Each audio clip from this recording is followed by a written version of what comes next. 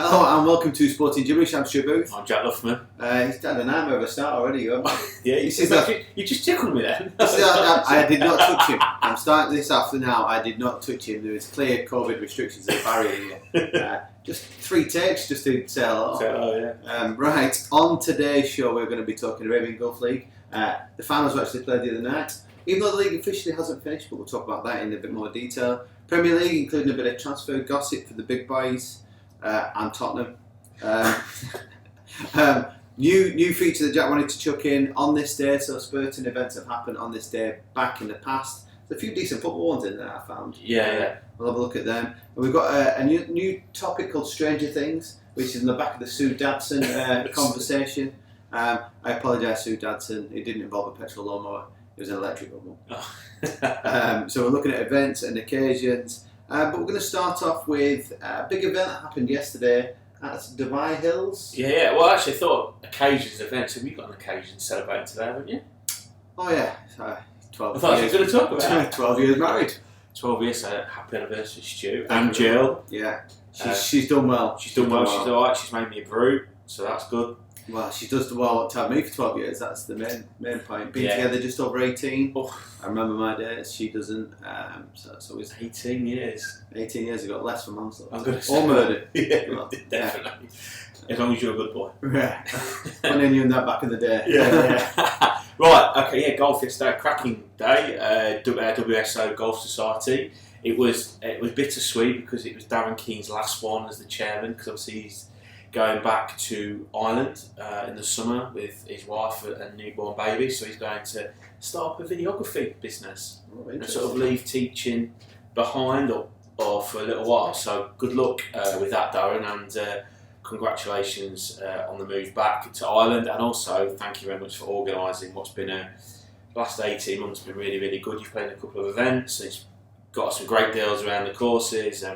And yes, there was no difference. So Dubai Hills, first time I've played it, lovely course, you know. Yeah, that's the new estate, isn't it? Yeah, lovely course. Some nice villas as well that are about ready to be purchased if you've got a few million dirhams on the tee. But yeah, a lovely day, and very tight in the end actually. Very tight. So it's 4 maps, individual Stapleford. Yeah. But then there was actually 16 of us, and 4 teams of 4 then actually played as a team.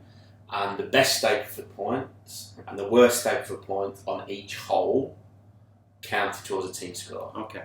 So in our foursome, there was myself, Matty Aldred, Ian Larkin, it's a bit of SJ there, and Darren Keane himself.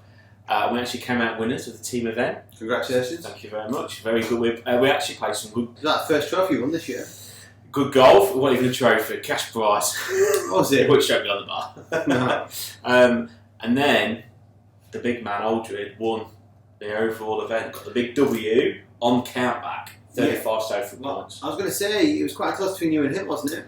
But I believe again, bottle job Luffman came to the forefront and fluffed it on the back nine. Yeah, 20. I was 21. In fact, I was 30 points through 11, 12 holes, and I ended up with 34. Last 4 holes, 5, 6, 7, 7. 5, 6, 5, 7, 6, 7. Last 4 holes. Sounds like somebody's phone number. Yeah, well, yeah. It probably been more entertaining than my last 4 holes. But yeah, so unfortunately, as much as I was trying to put a bit of pressure on Matty, because I knew the scores and I was sort of one behind him in the Stapleford, I couldn't bring it home. So fair play to Matty. Yeah. So if anybody doesn't understand Stapleford rules, which I don't have a clue either, it's basically if you take your handicap off, you get points per hole. The most points wins, which is obviously the reverse to what actually happens in golf. That's right, yeah. The biggest thing we need to take out of this is Sporting Jibberish won the trophy. Yeah, basically. And Jack bottled it, as per usual. Yeah, so pretty standard stuff there then, really. Yeah, just a noble day in Jack's life. Yeah, pretty much. Exciting conclusion happened midweek with the Arabian Golf League. So yeah. I'll just run through some of the big games from the evening. Al Wasl beat Al Dafra 2-1. I'll go with ones that have no real impact on anything. Alain won 1-0 against Hatter. Ajman beat Al Fajera 2-1. And then this is where it comes the battle for 3rd, 4th and 5th. Sharjah lost to Kalba, which is an absolute shock result. And then it came down to Al Nasser versus Shabab Al Ali. basically winner takes all.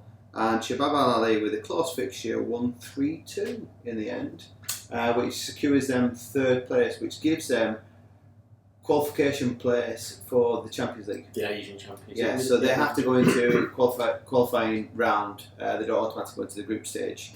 And then it was down to the top two, so between Benias and Al Jazeera. Al Jazeera actually had a man sent off. Did they? Yeah, which could have caused all sorts of problems, but in fact, even with the man sent off, they went 3-0 up, and Kofakan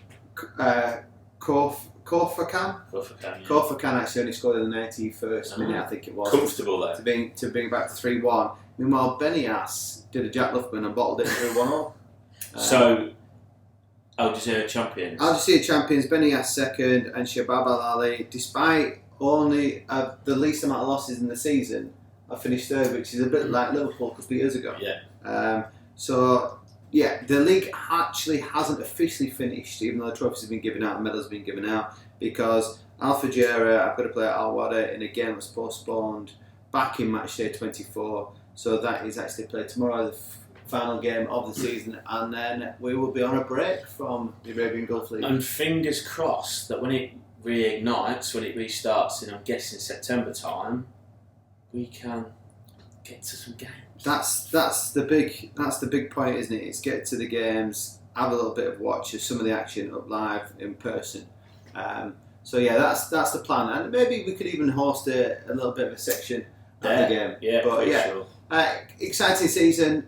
I think considering where we were at the start for Shabab Al-Ali, it's a good finish, third place. But I think we'll be very disappointed in the amount of games we've drawn throughout the season. I did say to you, didn't I, weeks back, don't rule yourselves out when you went on that run of wins. But yeah, now Nasser sort of could never really put anything together, I don't think we could. We sort of went on a run of 3 in a row and then lost 2 or drew 1, so couldn't get any momentum really. But yeah, and congratulations, Pedro picked out the winner. He did a while ago, so we'll drop Pedro a message and see if he can come on and give us a summary. Yeah, of how he thinks the season goes, and maybe looking into next season, because there'll be a few teams now. I can imagine that Shabab, having won the cup and only losing 2 games, will really want to kick on next season and put the things right.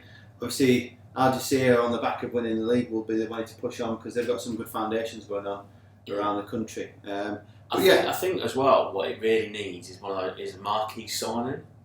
Yeah. You know, like in Qatar and places like that, similar kind of leagues. Instead, we've not really had one here. There was talk of David Silva, wasn't there? This time last year, I guess. It'd be good if we could get Serge Aguero. Somebody like that would be class, but highly unlikely because I believe he's going to Barcelona. Yeah. Anyway, moving on to Premiership. So for this week, it's been a strange week because this week has literally spanned a full week. Yeah. Some good games in there, some horrible fixtures, and I think, and I say this hand on heart, is I did feel a little bit sorry for Man United players. But I would also say, on the flip side of that, is that the fans have done you no favours. Yeah. I'd almost tried to ruin it again last night, which I found really strange considering they'd had a home game against Leicester and there was no protest there. So there's definitely a thing of, obviously I get it's Liverpool Man United, which is potentially the biggest game of the season for these two clubs. So is it a case of this was a good time to demonstrate? Liverpool threw out the old decoy bus. Is that what it was? So Liverpool travel an Ellison coach, which is all blacked out. Yeah. And they decided to throw in a decoy bus, very clever of them, which the United fans decided to punch the tyres and block it into the street, thinking they were going to stop the players getting there. Meanwhile, Liverpool were in a completely different bus heading in a different direction. It was a bit like White House Down or something like that. Yeah, it's like a big spy movie there. And let's be honest, how pathetic that you've got to do that to get to a football game. Yeah. For whatever, and like I said to you last night on the message when I couldn't stay awake for the game, but how pathetic. All the other clubs, and not just the ones that involved in the Super League, but all the other clubs involved in the Super League, the fans have had the protests, however they've done it, and clubs in the past and will continue to do so will have protests against their owners and all that kind of stuff. Why Man United so different? It's the glaziest thing, which is the biggest issue, but there's part of me that says, yeah, you need to protest and do it in the correct manner and do things by all means, no issues with that. This protest has been going on 10 odd years, but it just seems that Super League just reignited, I think, a few people, and then you've always got idiots that just jump on the back of the bandwagon. There is that. And I don't think Gary Neville's helped the situation. He stirred it a treat. He said last night, though, he then's gone, how pathetic it is. Let's get talking, I think you're doing a live link with Dave Jones in the Sky Studio. So let's get it right, Dave. It is, and I don't think he used the word pathetic. I can't just remember what word he used. But saying it's like a prison outside. There's more police on duty. I'm assuming they put fences and stuff up like that. More like a prison than coming to a football game, and that's not right. And I thought interesting, because lots of people thought that you've ignited it, Gary, actually, and now you're kind of not liking the visuals of what it looks like. Yeah, what'll happen now is he'll be trying to distance himself from it. But right, enough about United's protest. We'll go through the results. So it started back on Friday the 7th of May. Leicester losing 4-2 to Newcastle, which has really started a bit of a turn for that race for the top four, which nobody really saw that result coming. Leeds turning up and beating Spurs 3-1, and I think, and you can agree or disagree with me, just very lacklustre from Spurs, never really got out of second gear, never really kicked in, never really pressed the ball, never really created many opportunities. It just seemed to be almost like an end of season game with nothing to play for, which is a complete and utter shambles because there's everything to play for, or even like a pre-season friendly. It was very, very passive, particularly first 30 minutes. Or completely agree with you. I don't know whether somebody said, Leeds are fitter than you. It's not about that. They move the ball faster, and you always know, if you move the ball quicker, it's a lot easier to play football than running after the shadow. So, but Spurs, particularly first half an hour, very, very passive. I don't really understand what Mason was trying to do, really, because clearly it was a tactic, because in other games they've pressed, so clearly it was a tactic of sorts. Dele Alli had a good first half though, and set the goal up, and Kane's goal should have stood as well, but we won't go down ridiculous VAR. Everybody's fallen foul of at the end of the day, so we're not going down there, but it should have stood. And I think Mason actually said something quite good in his interview, saying, I'm not saying it's game changing, the sport is about momentum, and he's dead right there. We've suddenly 1-0 down, all of a sudden we've gone bang bang 2-1 up. You just never know. You've still got to, but poor, and I don't really want to hang Mason out to dry too much, but I thought his substitutions were terrible. Yeah, I thought the strange one with Dele Alli I thought he kind of went in and out of the games a little bit, and then when he did get involved in the game, he was very, very effective. And it was really strange because I thought the 5 minutes before he brought off, he was actually involved in the game. Yes, definitely. But then I also thought about it is it because he's sort of in and out of games? It's because he's like a match game. I think that's got to be. And then Mason's probably just gone. And what we don't see is that they've got heart rate monitors on these players and trackers on these players, and if they can see that his numbers are dwindling and they're going, well, he's obviously tiring. Even though in games you think that he's still doing okay, you're actually not running as much as you were beforehand. So there's an element of that. But yeah, I thought in patches Dele looked decent. Shocking hairstyle, by the way. Yeah, Mingin. Absolutely Mingin. He's the other one's better. The thing I think with Dele is, I think he's that kind of player anyway, and obviously when I think all those kind of players they're floating in and out of games. But what it highlighted the most for me for Spurs is we know their defensive frailties. That's not going to go away. I still think that is our best back four as it stands. I think the problem is that the two fullbacks at the weekend just got absolutely isolated and then isolated the centre halves. Dyer came in for some pretty harsh criticism from me. I don't really know why, but I think it's just something people want to get into. But it just shows that in centre midfield, we lack any composure on the ball, we lack any ability to just pass a 5-yard ball forward, to get Dele into the game a little bit more, to get it wide to Bale or Son. And for me, we need some defenders. We've got to get a centre midfield player who can put his foot on the ball and actually pass it forward. Well, you saw Kane in the summer, you'll have plenty of spondoolies for that. Right, moving on, Sheffield United lost 2-0 to Crystal Palace, a non-event. City lost to Chelsea, which seems to be a bit of a recurring theme at the moment. In a game where City were comfortable, missed a penalty. Yeah. And then kind of... That's momentum again. Couple of mistakes, and then suddenly Chelsea 2-1. If Aguero scores that like he should do, or at least take a proper penalty, then I think Man City could go on to win it. Yeah. Liverpool, comfortable win against Southampton 2-0. I said comfortable. Southampton had a few chances to get back into the game. Didn't take them, and ended Liverpool cruising. Then we moved on to Sunday, where Wolves beat Brighton 2-1. Villa lost 3-1 to Man United, which again, I watched that game and Villa were playing well at points and then just kind of fell away in the second half. They've missed Grealish terribly, haven't they? Yeah, he was back last night. He came on for last 20 minutes. He missed the last 12 games. Yeah, it's good to see him back on the pitch last night. West Ham lost to Everton, which again causes all sorts of issue in this top 4 race. Arsenal beat West Brom 3-1, celebrating like they won the World Cup. Yeah, well done Arsenal. They won the... I've been relegated title. There was, you know what they're saying? Oh, now we can finish above Spurs. It'd be a great season. Yeah, we'll see. Dear. Fulham lost 2-0 to Burnley in what is just playing out fixtures now. United put out a scratch team against Leicester, and Leicester struggled in parts there to win that game.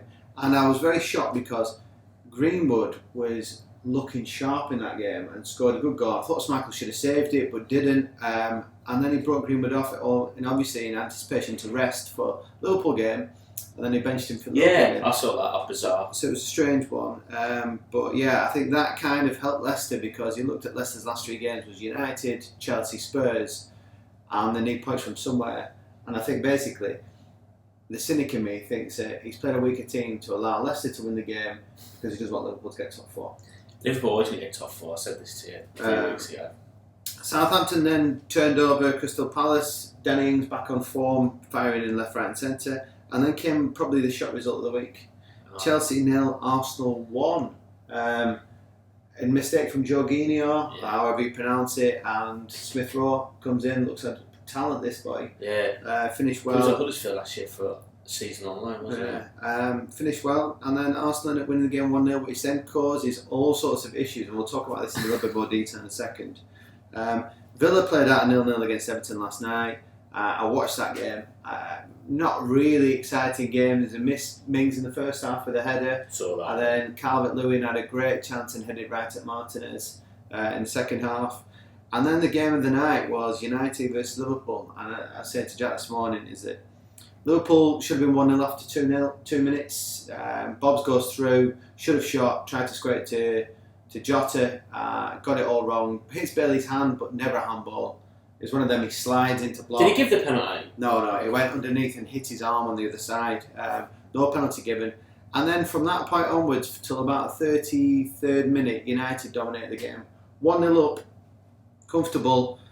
Alisson's nearly kicked, he's literally got the ball and gone to play it to the centre-back, played it short and give Edison Cavani a chance with an open net. But Cavani can't quite get his first touch in, so he ends up running away from goal. Right. And then on the spinner hits it wide.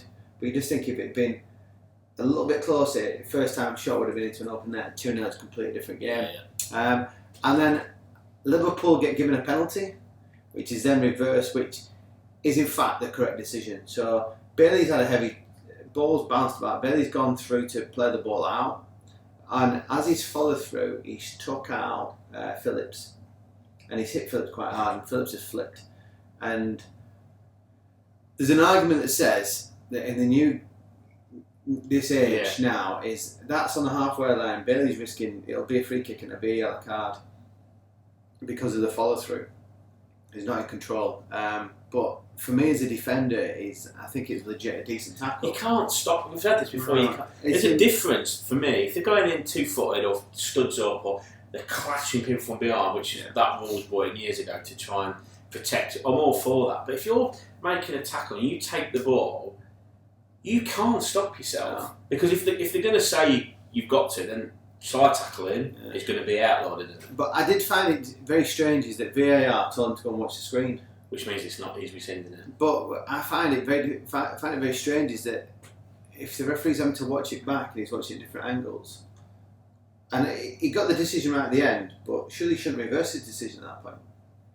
Because should it not be an on-field decision? Because that's what he's given. Yeah, but unless it's a clear. Because they're saying clear enough here, and this is where it all. I mean, ultimately, with VAR, we think about it. So I just don't think, and statistics will probably tell me otherwise. I don't think whenever I've seen it that actually VAR has actually overturned a decision that I think people would have been absolutely outlawed at. something like that. Like you're probably a bit soft, but in the letter of the law at the minute, probably a penalty. Yeah. The ones where you think he should do, and I'm just going to point to the other week when Fleck from Sheffield United stamped on the Celso's head, where you think that's the kind of thing we want out of the game, and the referee might not have seen it, so VAR can look at it just like me and you were looking at it, and still nothing happens. I think it just shows the incompetency of the referees in the system. Yeah. So you got the right decision in the end, no penalty, and then off another corner, and United looked ropey at corners last night. Ball comes in, and Phillips is running in the wrong direction, and he's swiveled to hit it back in at goal, and he's the kind of his cross come shot, and then Jota's let it go through, and you just go with the back foot, and he's done that, and Henderson can't get anywhere near it.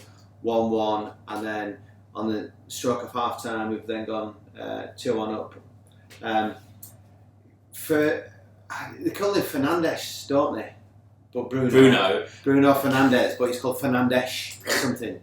The ball's come out for him for a volley. He's run onto it, and he's gone to volley it, and Thiago's near him, but not touched him, and he's acting like he's been hit as he's volleyed it because he's missed it the volley. Yeah. So he's screamed and he's rolled around on the floor like he's dead.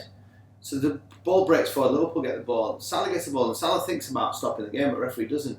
So he plays inside to Jota. And Pogba just comes all over and just fouls Jota to break the game up. Yeah. Even though United had 7 men behind the ball, and they stopped for the free kick, go and see if Fernandes needs any treatment. They have a look at the camera, not even touched. No VAR intervene, and then he's up running around. Off the resulting free kick, ball comes in, ball's back post, bang 2-1. I saw a clip this morning on Instagram, I think it was, of Roy Keane, who finally said what I've been saying. First of all, that Fred and McTominay bang average players, and that Man United will never win anything decent with those two in the midfield. Correct. Yeah.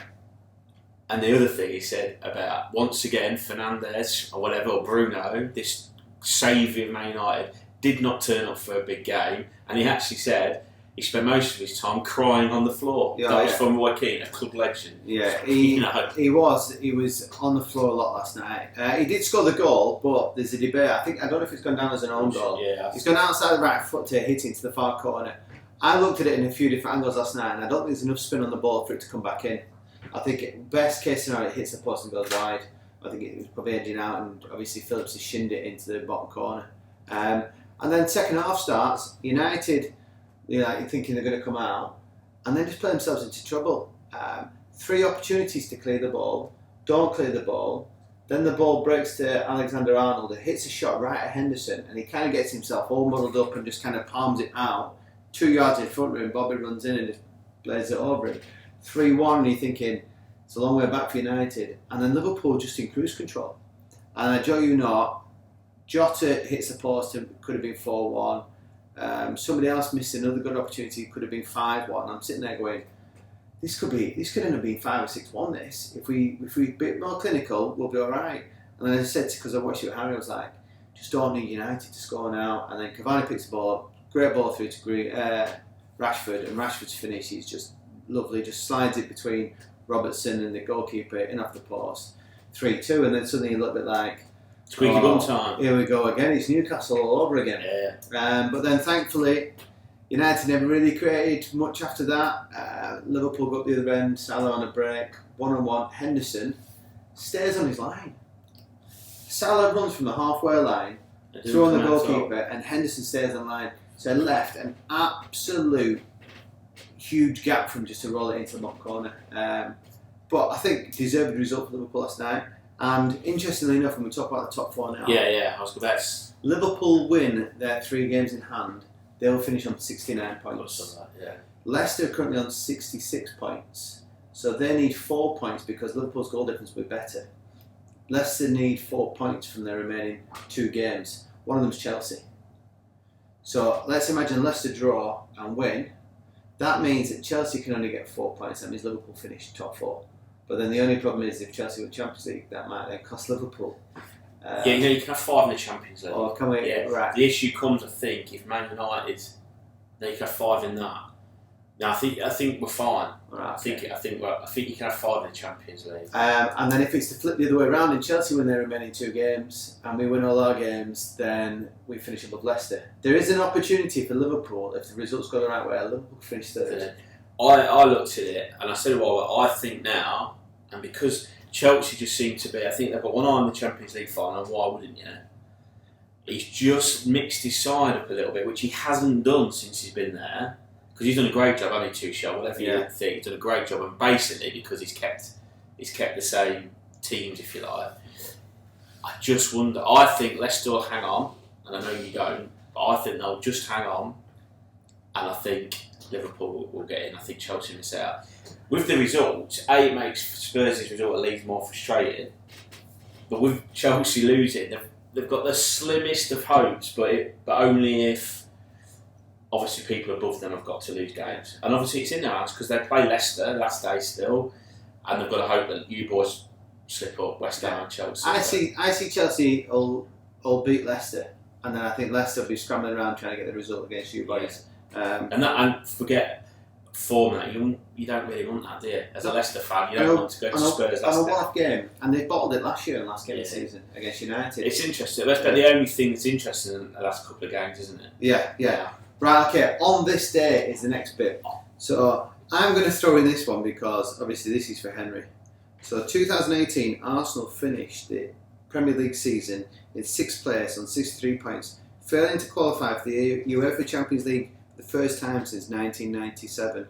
Okay, wouldn't you take that back now? Oh yeah, wouldn't you take that? 6th place. 10 years of Champions League football back to back. Even though it's 4th place and they whinged a lot, Arsenal fans, they would give their left arm for that right now, which is very interesting. So this time, 2018, 2017 was the last time we qualified for Champions League, and then they got rid of Wenger. Yeah.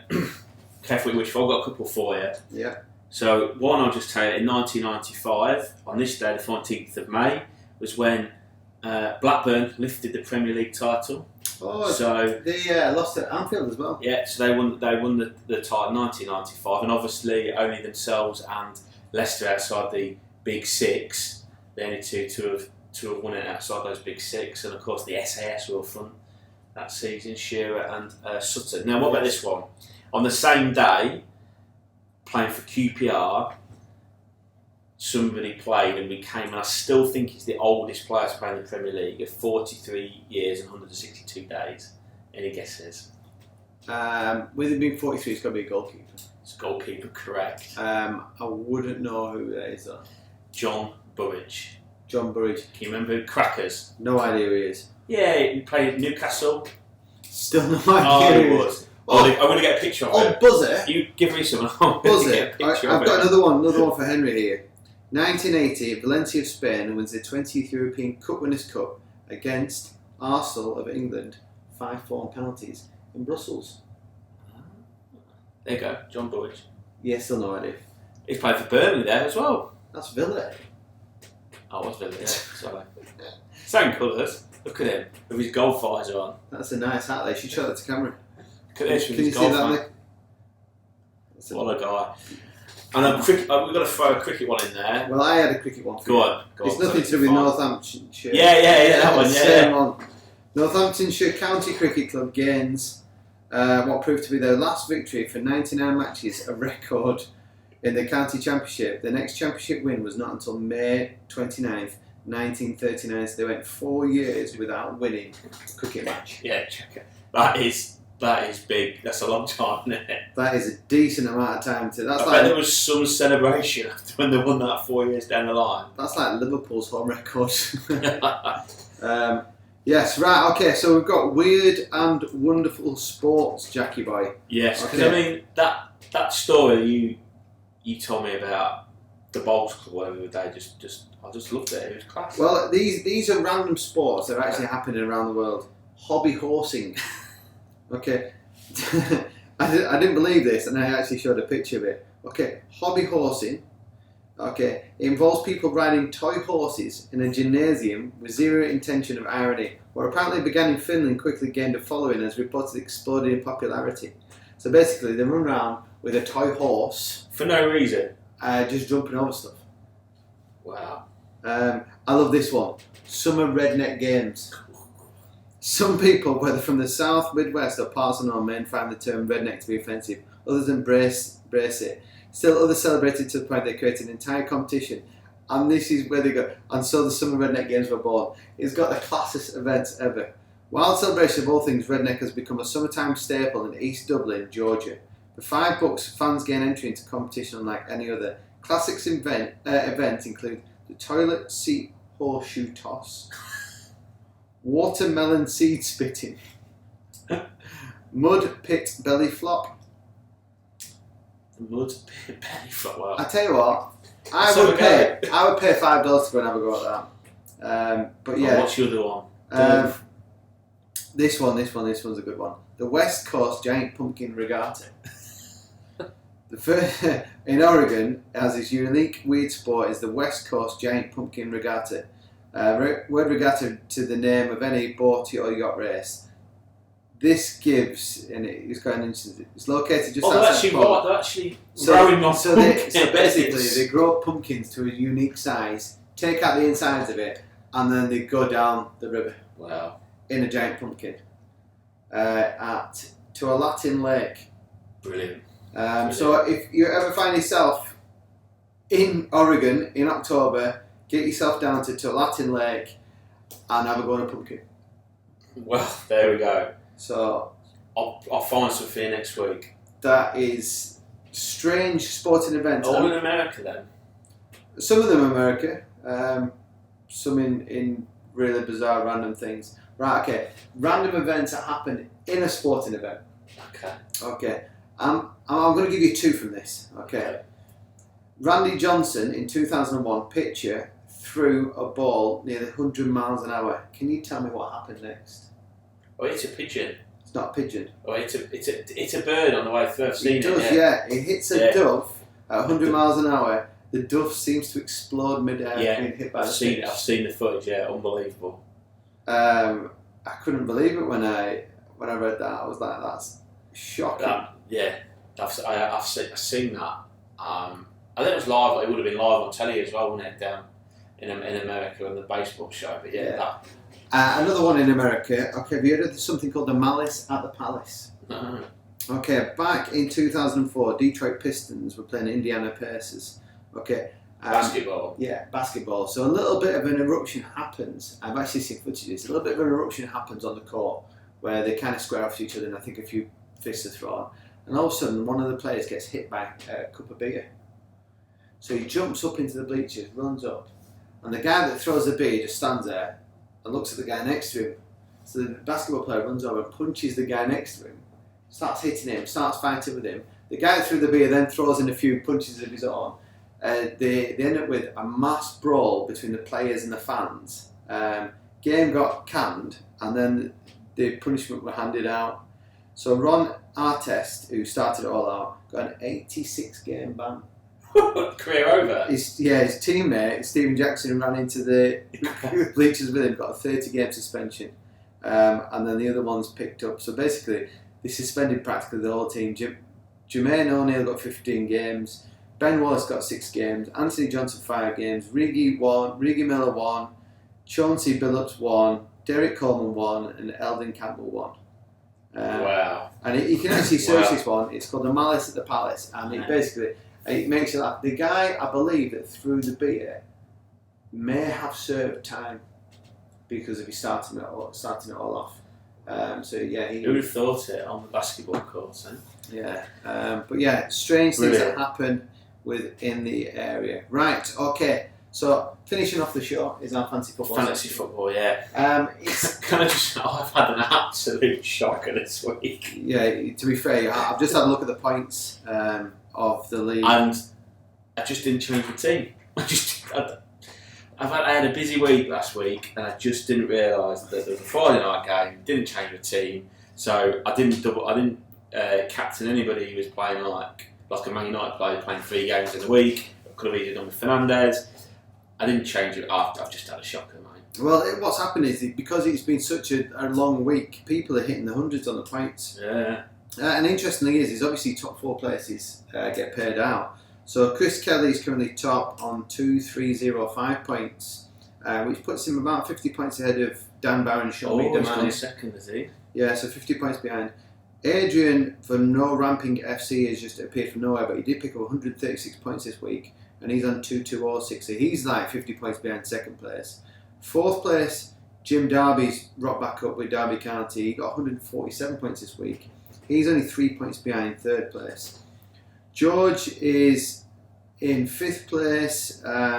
He's 10 points behind fourth, so everything's still to play for him. Matt Beam's still within the shout. He's only 3 points behind George. Then there's like a 6 point gap to 2 girls, 1 schlup. Pasco's dropped like a lead weight, along with Paul Comer, Dad Bod. And Raj's 11, Raj Verma, actually got the most points this week with 148. Brilliant. Is still within a shout. So I would say that anybody from, if we're looking at the top 4, anybody from maybe, he's 15th too far out. 15th's on 2-1-4-3, only 50 points off fourth place. So you'd probably say anybody in the top 15 could potentially get into the Champions League spot. Champions League spot. So unfortunately, with regards to any of us guys, I'm 19th. I'm way down, I think. Oh, you're not even 19th anymore, I've gone my even friend. further down. Larkin, our expert, is in 20th. He's 100 points behind. And Big Lefty's 25th now. And I don't even want to read why. I had the absolute shock. But also this week is the semi-finals. Yep. So semi-finals, so good luck to the 4 teams involved in the semi-finals. And then the final will be played on the last game of the season, which is a week on Sunday, I believe. Yes, exactly. 23rd. Exactly. We'll be working that night. We're not working. Oh, we're not. Have you managed to change it? No, I've not managed to change it, but we're not working. Oh, okay. But yeah, it'll be interesting to finish off the season. So you remember, top 4, you get some stays at Raddy Red. First place actually gets a brunch with me and Jack. Oh yes! And what a treat that is for you. That's just worth winning all on its own. And then obviously winner of the cup also gets to stay at the Ready Red, so a couple of days as well. So good luck to everybody that's still involved. Getting. We need to dish out the weekly winner things. Yeah. So what we'll do is I'll put a post on all the weekly winners and the monthly winners prizes, and then we'll give you a time frame to claim them. If you're not claiming them, then we'll give them out to all our listeners. Yes, I think we'll have a competition, a draw maybe. Yeah, we'll do something to reward our loyal fans. Yeah, exactly. But yeah, that's us in a nutshell. Obviously, slightly shorter show this week because we had our anniversary show a couple of days ago. So please, if you've not seen that, get on that. How warm was it up there, by the way? It was Redders. I tell you what, it was dead. I jumped in the pool afterwards, expecting it to be cold, and that was warm. Was it like a bath? Yeah, it was like it. Like when you're a kid and everybody else has used the bath first, and you get in at the end. I thought you were just say about like it's coming the old ting baths. So good when it was alright until you got people. You are not younger than me if you're talking about tin baths, my friend. Not tin baths, ting baths. I think you said tin baths. No, not tin baths. Ting, but you remember ting baths? Yeah, we never. The only club I went to that had a tin bath, there was one in Liverpool, and Fleetwood Town's old ground used to have one of them, but nobody ever used them. When I was a kid at Bosch United, we used to, was a ball boy, and that part of our job was to fill the team bath up. Like, I can't remember, probably about 10 minutes into the second half, it took that long. And then when they all went out, obviously finished, and we have to go clean it. Oh my God, what a state! I was going to say, just imagine how much means in that, because back in them days, the pitches were horrible. I remember coming back, and then I'd just be caked head to toe, and you end up having a shower to try and get yourself partly clean. Then you have another shower to then get yourself properly clean. And then you come out and then you're trying to avoid the mud that's all over the changing room anyway. And so imagine getting in a bath, how bad. And some of them used to clean the boots in the bath as well. So it's minging. Rats. Anyway, we're about done. What are you doing today? Going shooting. Careful. Come on. Yeah, I told the wife I went to the shooting range, and she's been telling me she's going shooting people.